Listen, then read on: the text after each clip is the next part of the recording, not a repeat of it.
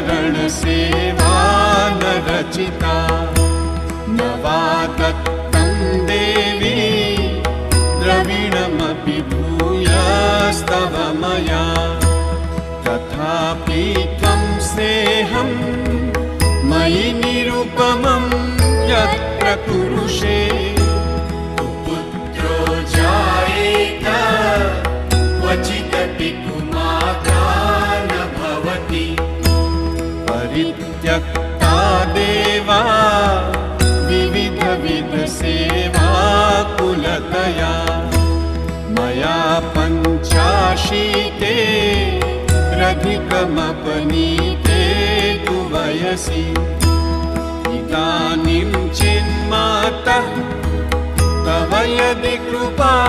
नापि भविता